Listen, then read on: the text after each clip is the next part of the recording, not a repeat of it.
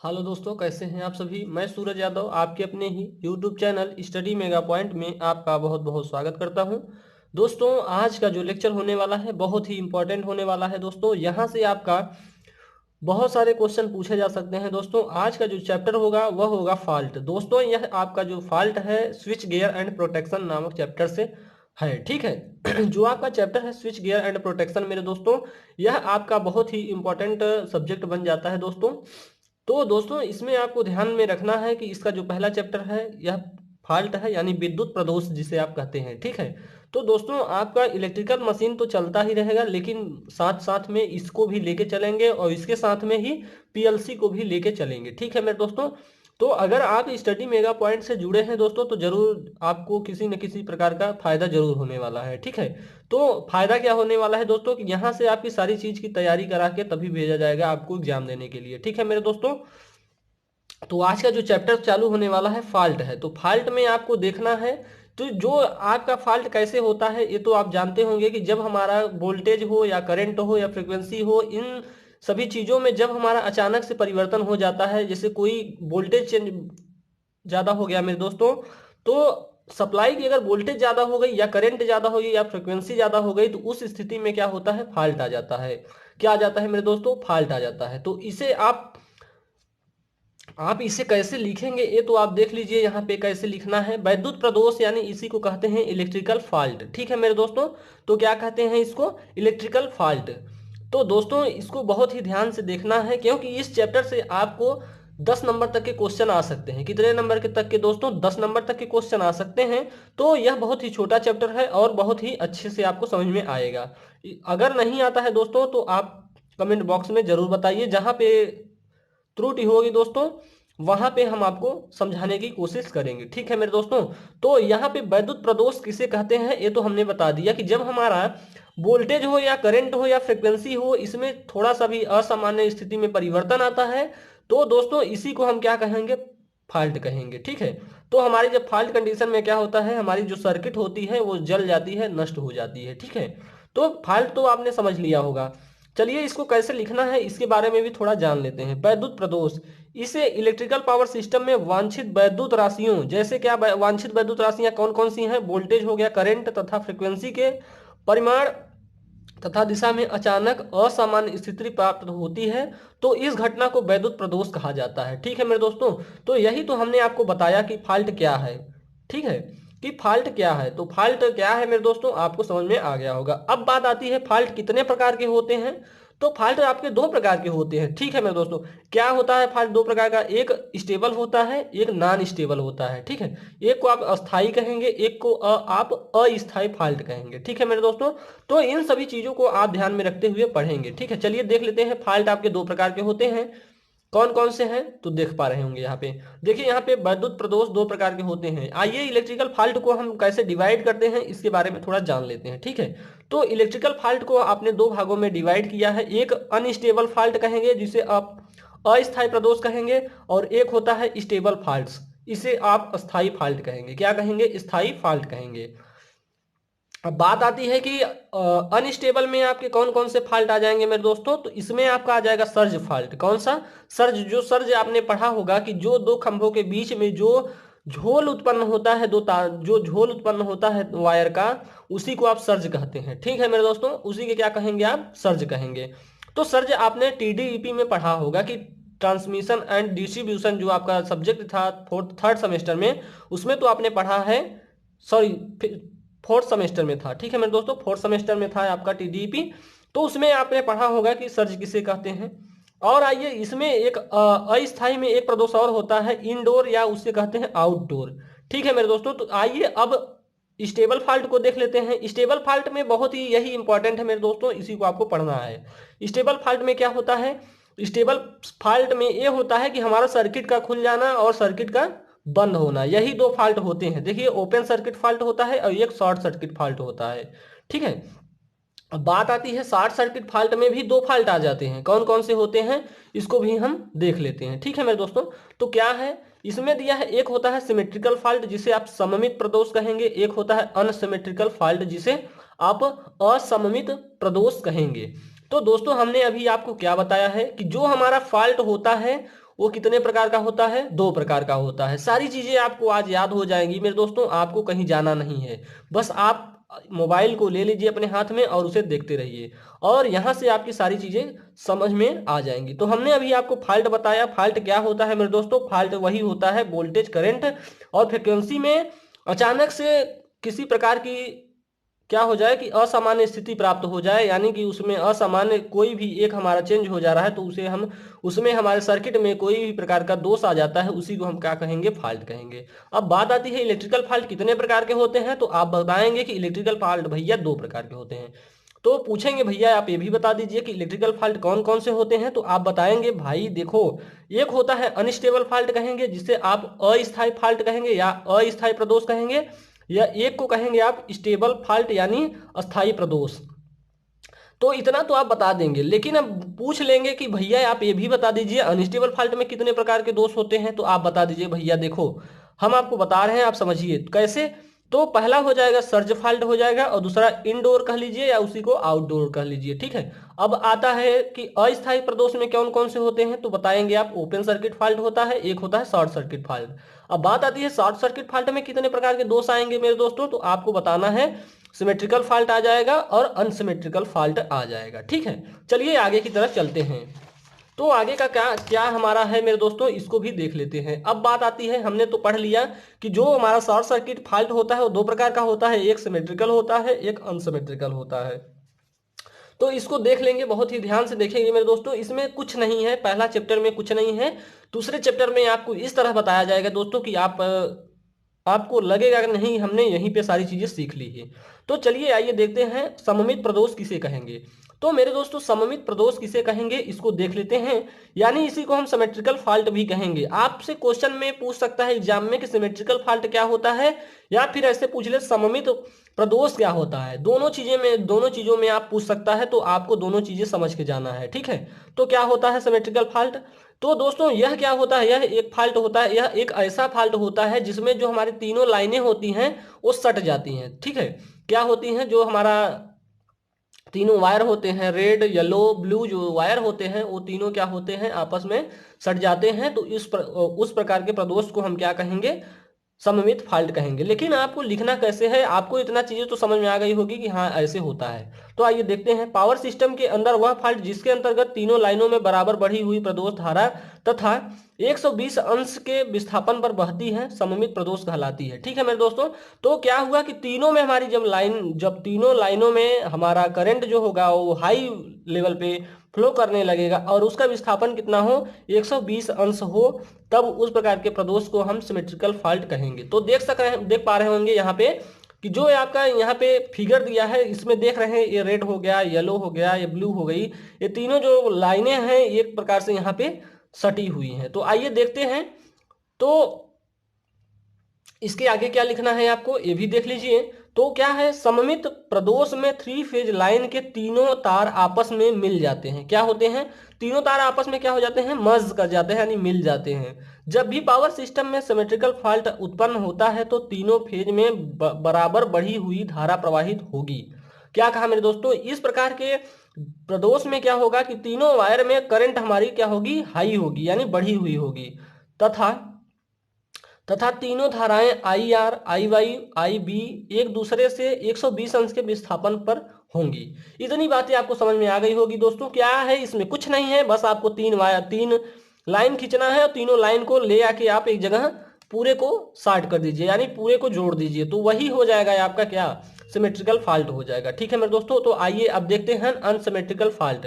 तो unsymmetrical fault क्या होता है, यह बहुत ही इंपॉर्टेंट है, ठीक है। तो इंपॉर्टेंट क्या क्या बन जाता है मेरे दोस्तों, तो यही दोनों इंपॉर्टेंट बन जाते हैं, एक सिमेट्रिकल एक अनसिमेट्रिकल। ये आपसे क्वेश्चन में पूछ सकता है, ठीक है। तो क्या है अनसिमेट्रिकल फॉल्ट, इसको भी देख लेते हैं कि पावर सिस्टम के अंदर वह प्रदोष जिसके अंतर्गत तीनों लाइनों में अलग अलग बढ़ी हुई प्रदोष धारा यानी फॉल्ट करंट तथा अलग अलग फेज विस्थापन पर बहती हैं सममित असममित प्रदोष कहलाती है, ठीक है मेरे दोस्तों। क्या कहा कि इसमें यह क्या होगा कि इसमें तीनों लाइनों में बढ़ी हुई धारा यानी आर वाई बी में तीनों में क्या होगी, बढ़ी हुई धारा मिलेगी, ठीक है। आगे क्या कह रहा है, यह 3 प्रकार से होता है। कैसे 3 प्रकार से होता है मेरे दोस्तों, एक होता है लाइन टू ग्राउंड होता है, एक लाइन टू लाइन होता है, एक लाइन टू लाइन ग्राउंड होता है। 3 प्रकार के होते हैं। तो आइए देख लेते हैं कौन कौन से हैं। पहला देख लीजिए आप, यहाँ पे दिया है। तो आपको क्या करना है, पहले आपको एक लाइन खींच, 3 लाइन खींच लीजिए। आप एक येलो ले लीजिए, एक रेड, येलो लेंगे या रेड लेंगे, एक ब्लू लेंगे, ठीक है। इनको क्या करेंगे, ये वाले कोई भी एक फेज को आप शार्ट कर दीजिए, सॉरी ग्राउंड से टच करा दीजिए, ठीक है। तो यहीं ग्राउंड पे यहीं टच हुआ है मेरे दोस्तों। इतनी सारी चीजें आपको समझनी चाहिए। और क्या है, ये LG फॉल्ट है, ठीक है, LG फॉल्ट है, लाइन टू ग्राउंड फॉल्ट है। आगे चलते हैं, देखते हैं आगे क्या है। आगे है आपका लाइन से लाइन के बीच में जो फॉल्ट होता है उसी को कहते हैं। देखिए इसमें क्या होता है, 3 लाइन आप खींच लीजिए और 2 लाइनों को, 2 फेजों को आप क्या कर दीजिए, शॉर्ट कर दीजिए, यानी 2 फेजों को आप जोड़ दीजिए, वही हो जाएगा आप लाइन टू लाइन से लाइन के बीच में जो फॉल्ट होता है वही हो जाएगा, ठीक है। थर्ड आपकी बात आ जाती है, थर्ड क्या है, डबल लाइन तथा ग्राउंड के बीच, यानी लाइन लाइन टू ग्राउंड, ठीक है। तो इसमें क्या होता है कि जो हमारा 2 लाइनें होंगी और 2 लाइनें होंगी, यानी जो हमारा 2 फेज होगा और वह ग्राउंड से टच होगा, ठीक है। यही आपका फॉल्ट है। अगर आपको इसे लिखना है तो ये लिख सकते हैं। चलिए एक और आ जाता है, open circuit fault. Open circuit fault क्या होता है मेरे दोस्तों, इसको भी देख लेते हैं। तो ओपन सर्किट फॉल्ट क्या होता है, यह देखते हैं। ओपन सर्किट फॉल्ट, यह फॉल्ट कह रहा है कि ये फॉल्ट एक या अधिक कंडक्टर के फेल होने के कारण उत्पन्न होते हैं। क्या मेरे दोस्तों कि कभी कभी होता क्या है कि जो ओपन मतलब होता है खुल जाना, यानी जो हमारा वायर है उसका खुल जाना क्या कहलाएगा, ओपन सर्किट फॉल्ट कहलाएगा, ठीक है। क्या कहेंगे आप कि हमारा कोई वायर है RYB, ये तीनों फेज हैं, इनकी कोई एक वायर हमारा कंडक्टर से कोई जगह से टूट जा रहा है, तो उसे आप क्या कहेंगे, ओपन सर्किट फॉल्ट कहेंगे। क्या कहेंगे मेरे दोस्तों, ओपन सर्किट फॉल्ट कहेंगे। तो आइए दिखाएंगे आपको चित्र में, सिंगल 2 और 3 फेज की ओपन स्थिति के लिए ओपन सर्किट फॉल्ट को प्रदर्शित किया गया है। तो आइए यहाँ पे देख लेते हैं। इसमें क्या है कि ये यहाँ पे देखेंगे, यहाँ पे यही आपका कट हुआ है, ठीक है, यहाँ पे कट हुआ है और बाकी सारी लाइनें चली जा रही हैं, ठीक है। देख रहे हैं यहाँ पे केवल यही R वाले में थोड़ा यहाँ पे फॉल्ट उत्पन्न हुआ है, बाकी सब सारी लाइनें चली जा रही हैं। ये सिंगल फेज हो गया। अब 2 फेज की बात की जाए तो यहाँ पे 2 फेज, देखिए यहाँ पे 2 फेज क्या है, शॉर्ट है, क्या है, 2 फेज क्या है, ओपन हो गए हैं। 2 फेज क्या है, ओपन हो गए हैं। तो देखिए एक यहाँ रेड वाला खुला है, एक यहाँ येलो वाला खुला है, और ये वाली लाइन हमारी सीधी चली जा रही है, ठीक है। तो 2 फेज ओपन फॉल्ट देख लिए होंगे। तो इसे क्या कहेंगे, 2 फेज ओपन सर्किट कहेंगे। 2 फेज यानी 2 फेजों का खुलना क्या कहेगा, 2 फेज ओपन सर्किट फॉल्ट कहेंगे, ठीक है। अब बात आती है 3 फेज की, देख लीजिए। तो 3 फेज में क्या होगा कि हमारी तीनों लाइनें क्या होंगी, तीनों जो हमारे फेज होंगे वो क्या होंगे, ओपन रहेंगे। क्या रहेंगे, ओपन रहेंगे। देखिए रेड वाला ओपन है, और यहाँ पे रेड वाला ओपन है, येलो वाला और ब्लू वाला भी, तीनों फेज क्या है, ओपन है, ठीक है मेरे दोस्तों। तो इतनी सारी चीजें आपको समझ में आ गई होगी जहां तक मैं समझता हूं, ठीक है। तो चलिए आगे चलते हैं। तो इसके बारे में कैसे लिखना है, इसके बारे में भी जान लेते हैं। जो चीजें आपने समझी हैं वही चीजें आपको लिखना है।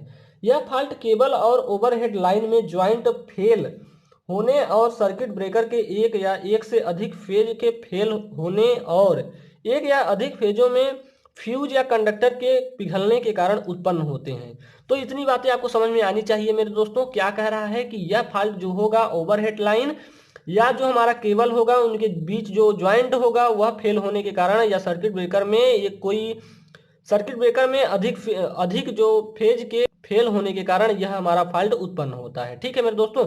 तो आगे क्या कर रहा है, ओपन सर्किट फॉल्ट को सीरीज फॉल्ट भी कहा जाता है। हाँ, बहुत इंपॉर्टेंट यहाँ से बन जाता है कि आपसे आपसे आपसे ओपन सर्किट फॉल्ट ना पूछ के दोस्तों, ओपन सर्किट फॉल्ट ना पूछ के आपको सीरीज फॉल्ट भी पूछ सकता है। देखिए ओपन सर्किट फॉल्ट को क्या कहेंगे, सीरीज फॉल्ट भी कहा जाता है।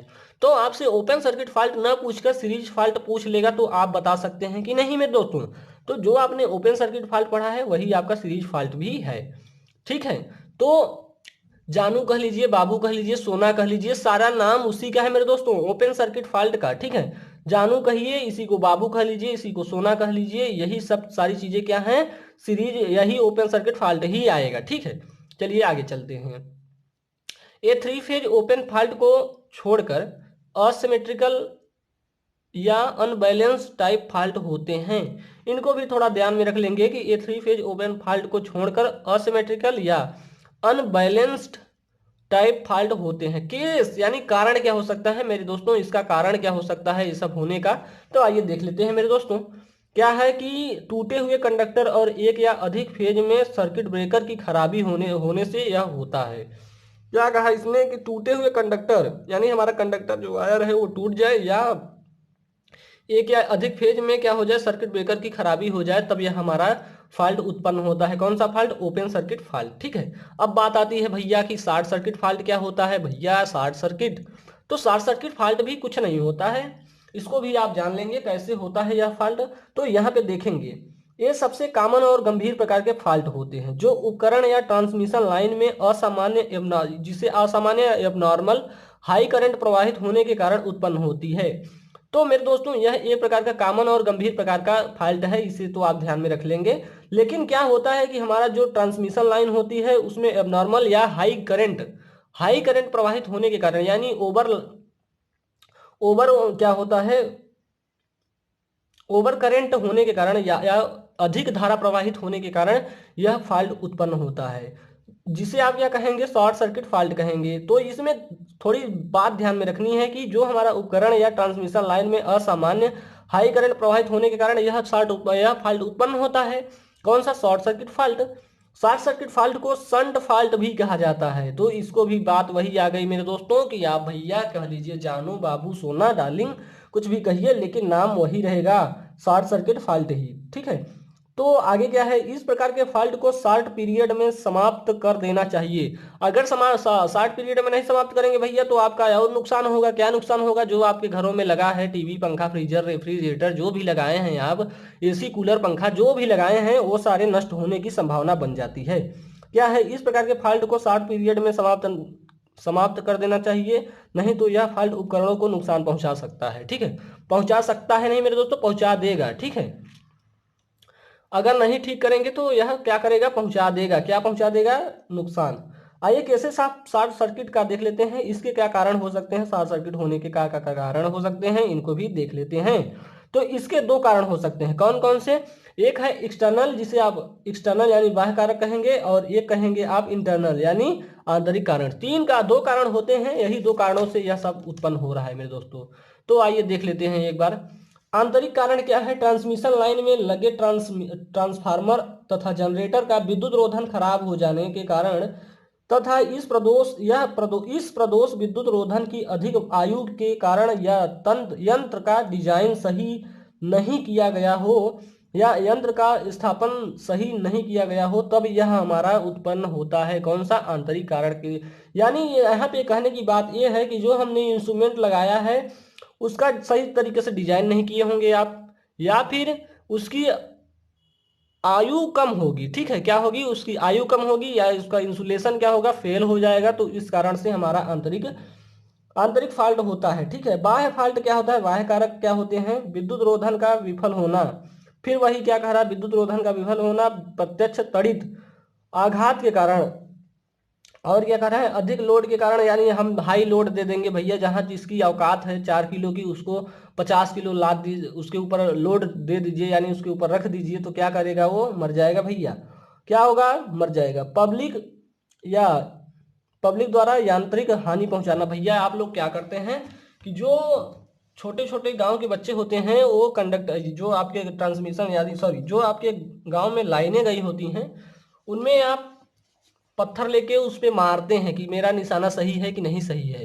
तो आप लोग वहां पे भी गलती करते हैं, ऐसा नहीं करना चाहिए मेरे दोस्तों। आपका निशाना सही है भैया, क्रिकेटर बन जाइए, विराट कोहली बन जाइए और रविंद्र जडेजा बन जाइए। वो लोग बहुत अच्छी फील्डिंग करते हैं, आप भी उनके साथ हो जाइए, अच्छी अच्छी फील्डिंग करिए आप ऐसा ना करें कि कंडक्टर में आप पत्थर मारे, कंकड़ मारे, कुछ भी आप ऐसी प्रकार की वो ना करें, ताकि इससे आपको भी कभी नुकसान हो सकता है मेरे दोस्तों। कि आप ऐसा कर रहे हैं तो आपके ऊपर अगर कंडक्टर टूट जाता है तो आपके ऊपर गिर सकता है, लेकिन ऐसा कभी होता नहीं है मेरे दोस्तों। अगर जो कंकड़ पत्थर मारते हैं वो बहुत ही चालाक होते हैं। ठीक है, तो भैया उनसे मेरा निवेदन है कि वो ऐसा ना करे भाई, सब गलत काम है। चलिए आगे चलते हैं, गलत काम होते रहते हैं, तो आपको गलत काम करना नहीं है मेरे दोस्तों। आज आपको पढ़ाना है क्या, सिमेट्रिकल फॉल्ट क्या होता है। क्या पढ़ना है मेरे दोस्तों, सिमेट्रिकल फॉल्ट क्या होता है। आइए देखते हैं सिमेट्रिकल फॉल्ट क्या होता है।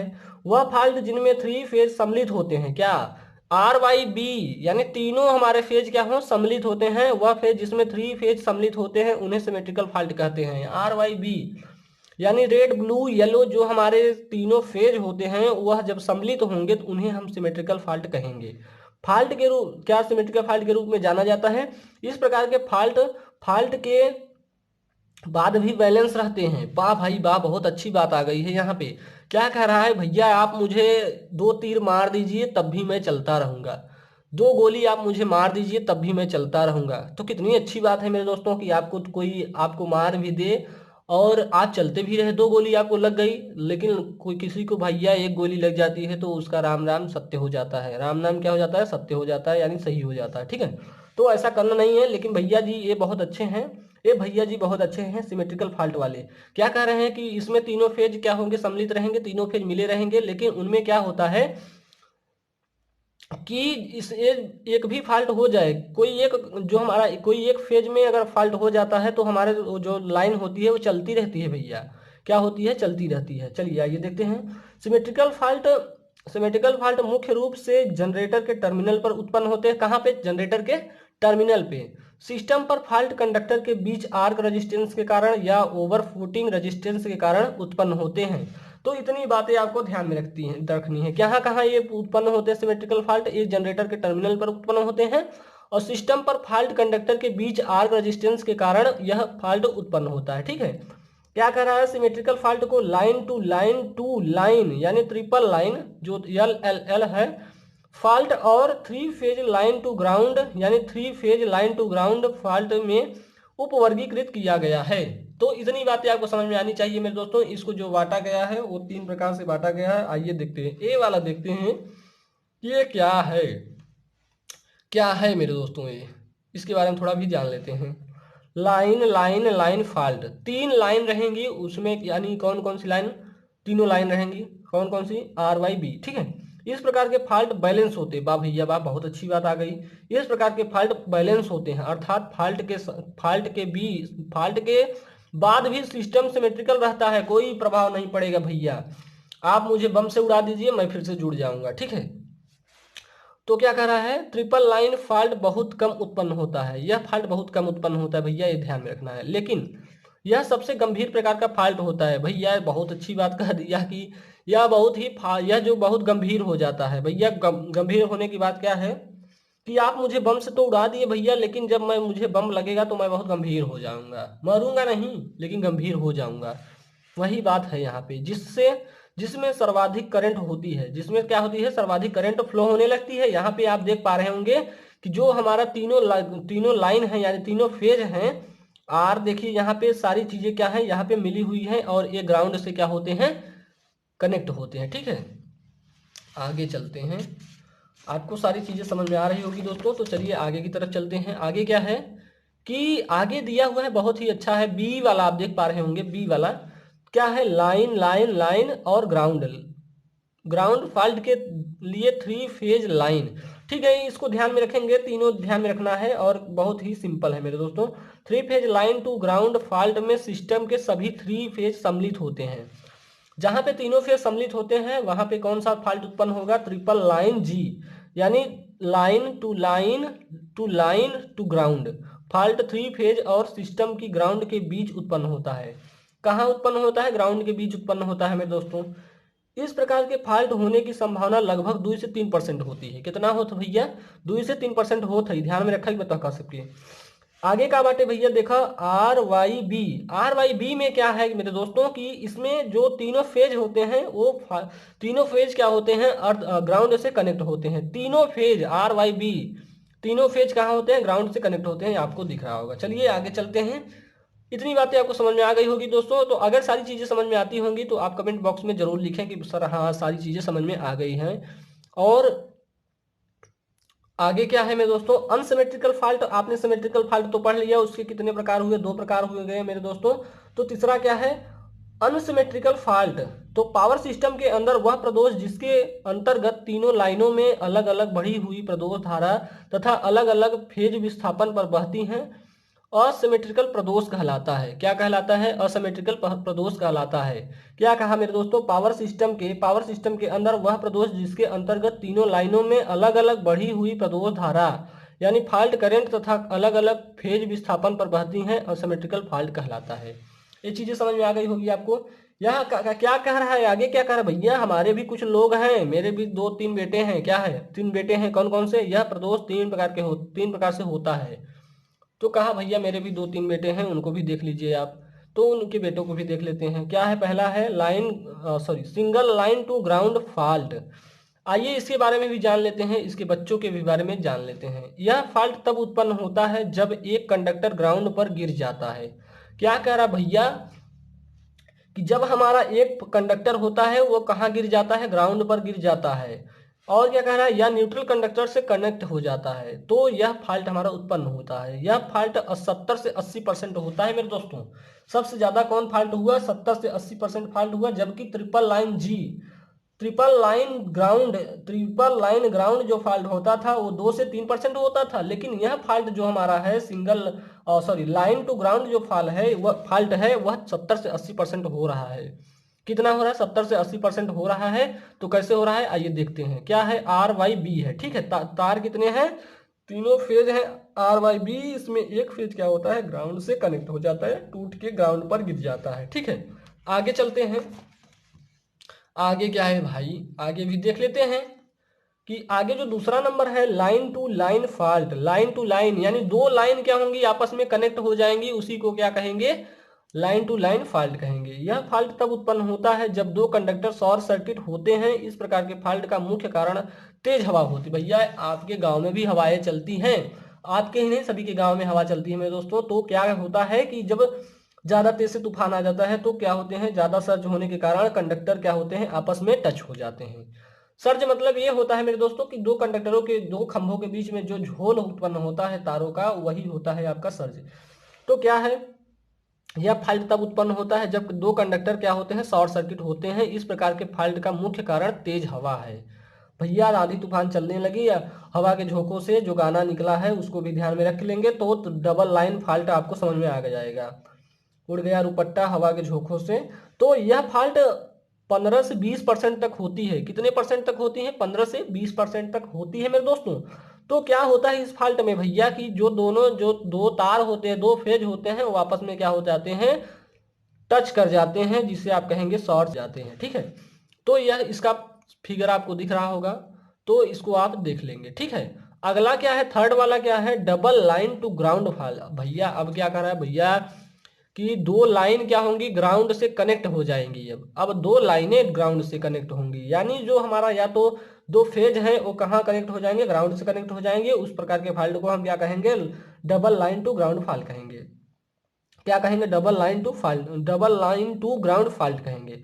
Double line to ground fault में दो लाइनों ग्राउंड के साथ एक दूसरे के संपर्क में आती हैं। इस प्रकार के फॉल्टों की संभावना लगभग 10% होती है कि भैया जब दोनों तार आपके क्या हो जाए? ग्राउंड से टच हो जाए, दो फेज आपके क्या हो जाए? ग्राउंड से टच हो जाए, तो उसे क्या कहेंगे? Double line to ground fault कहेंगे। ठीक है, तो कुछ यहाँ पे ऐसा दिख रहा है आपको कि दो लाइनें हैं, ये दोनों पहले क्या हुई? शॉर्ट सर्किट हो गई। शॉर्ट सर्किट होने के बाद कहाँ गिर गई? ग्राउंड पे गिर गई। यही आपका फॉल्ट है, line to line ground fault. ठीक है, लाइन टू ग्राउंड फॉल्ट। ठीक है, आगे क्या है मेरे दोस्तों? इसको भी देख लेना है थोड़ा, उसके बाद आगे सारी चीजें खत्म हो जाएगी। यह आपको बहुत ही इंपॉर्टेंट बन जाता है कि इसको थोड़ा समझ लेंगे कैसे है। थ्री फेज वैद्युत प्रदोषों का एकल लाइन निरूपण, यानी किसी जो हमारा फॉल्ट उत्पन्न हो रहा है वह कैसे हो रहा है और कैसे हम दिखाते हैं, इसको देख लेते हैं। पहले आप ऐसा एक क्या बनाएंगे? खाने बनाएंगे। इस खानों में आपको क्या क्या भरना है? तो ओपन सर्किट फॉल्ट कहाँ पे भरना है? Open circuit fault. अब देखिए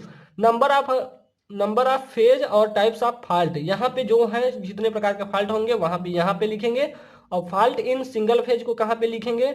यहाँ पे सारा लिखता चले जाएंगे। और फॉल्ट इन टू फेज यानी दो फेजों में जो फॉल्ट होगा यहाँ पे इस वाले कारखाने में लिखेंगे, और यहाँ पे भैया इस खाने में सभी लिखेंगे। तो इसको कैसे भरते हैं ये थोड़ा सीख लेते हैं। ओपन सर्किट फॉल्ट, तो जब क्या होता है? ओपन सर्किट फॉल्ट में 3 वायर तो होते ही हैं मेरे दोस्तों। ओपन सर्किट फॉल्ट में क्या होता है? कोई हमारा कंडक्टर, देखिए अब यहाँ पे क्या लिखेंगे? Fault in single phase. इस प्रकार के फॉल्ट में क्या होगा, एक वाला फेज हमारा क्या हो जाएगा, शॉर्ट हो जाएगा, यानी कि यहाँ पे जो रेड वाला है इसमें हमारा फॉल्ट आ गया। ठीक है, और इसमें क्या हो जाएगा, दो फॉल्ट आ जाएगा, दो फॉल्ट, दो फेजों में फॉल्ट आ जाएगा। तो इसमें क्या होगा थ्री फेज में, कि थ्री फेज में क्या होगा, तीनों फेजों में हमारा फॉल्ट आ जाएगा। देख पा रहे होंगे यहाँ पे तीनों में फॉल्ट है। आगे क्या है, शॉर्ट सर्किट, इसमें not possible in single phase, इसमें किसी भी प्रकार का फॉल्ट नहीं उत्पन्न होता है मेरे दोस्तों। किस वाले में, फॉल्ट इन सिंगल फेज में। अगला क्या है कि इस प्रकार के फॉल्ट में जो हमारे दो दो कंडक्टर क्या होते हैं, फॉल्ट में होते हैं दो। देखिए यह फॉल्ट की कंडीशन है, यहाँ से हमारा कंडक्टर टूट के क्या हुआ कि येलो वाली लाइन पे यानी इस वाले फेज पे टच किया, और इसमें तीनों फेजों में क्या हो जाता है, टच हो जाता है। अर्थ फॉल्ट में क्या होता है कि हमारा इसमें सिंगल वाले में, सिंगल फेज वाले में एक फेज हमारा क्या होगा, अर्थ से कनेक्ट हो जाएगा, यानी अर्थ पे गिर जाएगा। ठीक है, और इस वाले में टू फेज में क्या होगा, दो फेज हमारे क्या होंगे, अर्थ से कनेक्ट हो जाएंगे, यानी अर्थ पे गिर जाएंगे। इसमें तीनों फेज क्या हो जाएंगे मेरे दोस्तों, अर्थ पे टूट कर गिर जाएंगे। ठीक है, टूट कर गिर जाएंगे। आगे क्या है, कंबाइंड और मिक्स्ड फॉल्ट, इसमें क्या होता है कि मेरे दोस्तों, इसमें सिंगल फेज क्या होता है, एक फेज हमारा अर्थ भी हो सकता है या फिर इसी में फॉल्ट भी हो सकता है। ठीक है, और इसमें क्या होता है कि जो हमारा टू फेज फॉल्ट होता है, एक हमारा फॉल्ट हो सकता है फॉल्ट, और एक हमारा क्या होता है, एक फेज हमारा फॉल्ट आ गया, दूसरे फेज में क्या हो जाएगा, अर्थ से कनेक्ट हो सकता है। ये सारी पॉसिबिलिटी बनती है। और इसमें क्या होता है कि जो हमारे फेज होते हैं, दो फेज क्या हो जाएंगे, फॉल्ट कंडीशन में होंगे, लेकिन हमारा एक फेज क्या होगा, अर्थ से कनेक्ट हो जाएगा। ठीक है मेरे दोस्तों, तो यह चैप्टर आपका यहीं पे समाप्त होता है मेरे दोस्तों, यह चैप्टर आपका यहीं पे समाप्त होता है। इसके आगे हम आपको बताएंगे circuit breaker, very very important मेरे दोस्तों चैप्टर आने वाला है सर्किट ब्रेकर। यहां से आपको जो चीजें नहीं समझ में आएगी दोस्तों, आप प्लीज कमेंट बॉक्स में जरूर लिखें। और कैसा लगा ये वीडियो, अगर अच्छा लगा हो तो अपने दोस्तों में प्लीज दोस्तों शेयर कर दीजिए, और जिसने अभी तक शेयर नहीं किया है वो पहले अपने स्टडी ग्रुप में भैया शेयर कर दीजिए। ठीक है, तो आज के लेक्चर को यहीं पे समाप्त करते हैं दोस्तों, मिलते हैं नेक्स्ट लेक्चर में आगे का इसके पार्ट लेके। जय हिंद, जय भारत।